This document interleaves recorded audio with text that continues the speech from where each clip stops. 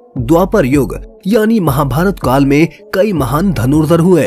ज्यादातर अर्जुन और कर्ण को महाभारत काल के दो सर्वश्रेष्ठ धनुर्धर माना जाता है। वहीं पितामह भीष्म, द्रोणाचार्य, एकलव्य, अभिमन्यु आदि को भी उत्तम कोटि का धनुर्धर माना जाता है। लेकिन अधिकतर लोग शायद यह नहीं जानते हैं कि महाभारत काल के सर्वश्रेष्ठ धनुर्धर कौन थे। कई लोग श्री कृष्ण को सर्वश्रेष्ठ धनुर्धर मानते हैं, पर यह सच नहीं है। चौंक गए ना?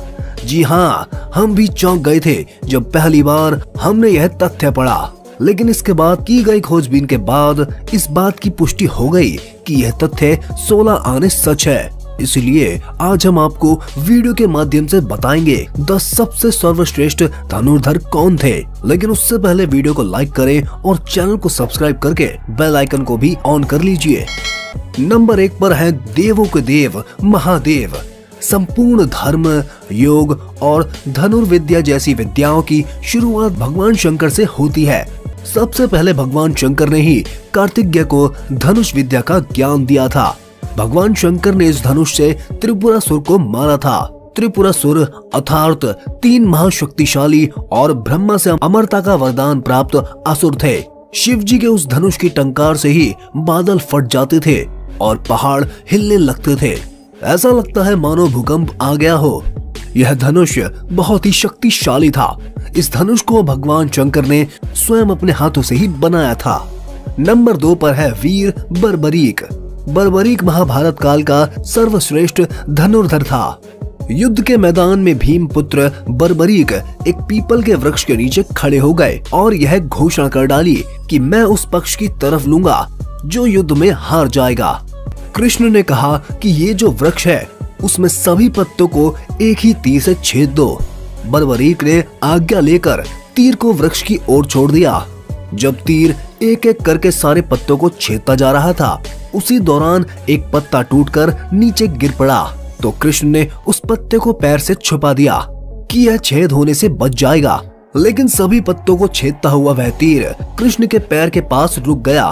तब बर्बरीक ने कहा, प्रभु आपके पैर के नीचे एक पत्ता दबा है, कृपया पैर हटा दें क्योंकि मैंने तीर को सिर्फ पत्ते को छेदने की ही आज्ञा दी है, आपके पैर को छेदने की नहीं। उसका यह चमत्कार देखकर श्री कृष्ण भी चिंतित हो गए थे।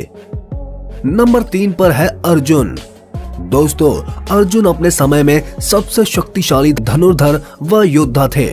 वो दोनों हाथों से समान बाण चला सकते थे, 2 मील दूर तक वार कर सकते थे, शब्द भेदी बाण चला सकते थे। उनके बाजू इतने शक्तिशाली थे कि सामान्य धनुष आसानी से टूट जाते थे। द्रोण ने अर्जुन को धनुष सिखाते वक्त वचन दिया था कि तुमसे श्रेष्ठ इस संसार में कोई धनुर्धर नहीं होगा।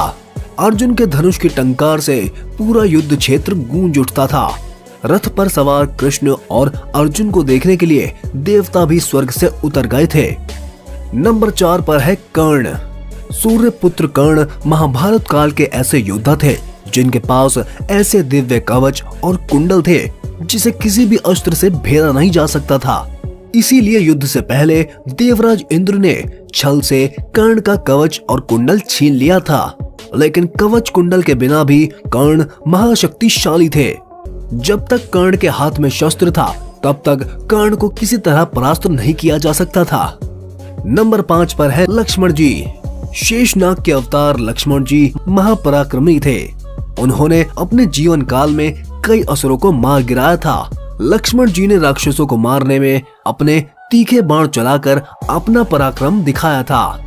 उनके बाण रेखा में ही इतनी शक्ति थी कि रावण भी उसे पार नहीं कर सकता था। शास्त्रों के अनुसार वह एक श्रेष्ठ धनुर्धर थे। रावण के महाबलशाली पुत्र इंद्र को परास्त करने वाले इंद्रजीत का वध लक्ष्मण जी ने ही किया था। युद्ध के दौरान एक बार लक्ष्मण जी ने रावण को भी मूर्छित कर दिया था। नंबर 6 पर है भगवान श्री राम। भगवान विष्णु के अवतार। भगवान श्री राम विष्णु के अवतार माने जाते हैं। मर्यादा पुरुषोत्तम महावीर जी श्री राम जी की शक्तियों का कोई अंत नहीं था। ऐसा कोई अस्त्र नहीं था जो श्री राम के पास नहीं था। श्री राम ने मात्र अपनी 16 वर्ष की आयु में अपने भालों से सुबाहु जैसे मायावी राक्षस का वध किया था। साथ ही राक्षसों को भी अपने धनुष से मार गिराया था। रामायण के युद्ध में उस समय त्रिलोक विजेता लंकापति रावण के भी 10 सिर अपने बाण से काटकर उसकी छाती को भेदकर उसे भी यमलोक में भेज दिया था। नंबर 7 पर है एकलव्य। एकलव्य महाभारत काल के एक सर्वश्रेष्ठ धनुर्धर थे। जब द्रोण के पास एकलव्य शिक्षा के लिए गए थे, तब द्रोण ने उसे शिक्षा देने से इनकार कर दिया था। इसके बाद द्रोण को गुरु मानकर वन में धनुर्विद्या का अभ्यास करना शुरू कर दिया था। जब कौरवों और पांडवों में से किसी को भी शब्द भेदी बाण चलाना नहीं आता था, तब एकलव्य अपने अभ्यास से ही शब्द भेदी बाण चलाना सीख गए थे। उनकी धनुर्विद्या को देखकर अर्जुन को भी लगने लगा था कि एकलव्य ही सर्वश्रेष्ठ धनुर्धर थे। लेकिन एक समय गुरु दक्षिणा के नाम पर द्रोणाचार्य ने एकलव्य का अंगूठा कटवा दिया था। इसके बाद भी अंगूठे के बिना एकलव्य बाण चलाना सीख गए थे। नंबर 8 पर है भगवान श्री कृष्ण। कृष्ण जी का मुख्य शस्त्र चक्र था। भगवान श्री कृष्ण सर्वश्रेष्ठ धनुर्धर भी थे।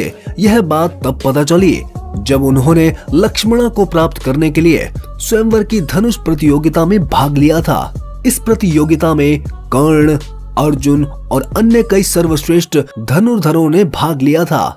द्रौपदी स्वयंवर से कई अधिक कठिन थी। लक्ष्मणा स्वयंवर की प्रतियोगिता। भगवान श्री कृष्ण ने सभी धनुर्धरों को पछाड़कर लक्ष्मणा से विवाह किया था। श्री कृष्ण के धनुष का नाम शारंग था। नंबर 9 पर है भीष्म पितामह। गंगा पुत्र भीष्म यह एक अकेले ऐसे योद्धा थे जिन्होंने उस समय पृथ्वी पर हस्तिनापुर को अपराजिता कर दिया था। उन्होंने अपने जीवन में बड़े बड़े युद्ध लड़े।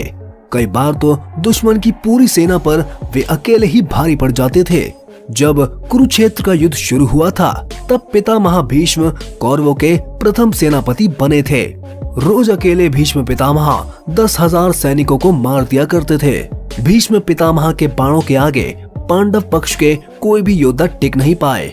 भगवान श्री कृष्ण ने इस युद्ध में शस्त्र न उठाने का प्रण लिया था, लेकिन भीष्म ने अपने पराक्रम से कृष्ण को अपनी प्रतिज्ञा तोड़कर शस्त्र उठाने के लिए विवश कर दिया था। नंबर 10 पर है मेघनाथ। रावण के पुत्र मेघनाथ महावीर थे। उसने अपने पराक्रम से देवताओं को परास्त करके देवराज इंद्र को बंदी बना लिया था, जिससे चलते उसका नाम इंद्रजीत पड़ा। उसके पास ब्रह्मास्त्र, वैष्णवास्त्र और पाशुपतास्त्र, इन तीनों अस्त्रों का ज्ञान था। लक्ष्मण जी के साथ युद्ध के दौरान उसने लक्ष्मण जी पर ब्रह्मास्त्र और पाशुपतास्त्र चलाया था। उसने उसी युद्ध में लक्ष्मण जी को मूर्छित कर दिया था। तो दोस्तों, आपके अनुसार सर्वश्रेष्ठ योद्धा कौन थे? हमें कमेंट करके जरूर बताइएगा। अगर वीडियो पसंद आया हो तो लाइक करें और अपनी फैमिली और दोस्तों के साथ शेयर जरूर करें। और चैनल पर नए हैं तो सब्सक्राइब करके बेल आइकन को भी ऑन कर लीजिए। हम फिर मिलेंगे अगली इंटरेस्टिंग वीडियो के साथ। तब तक के लिए धन्यवाद।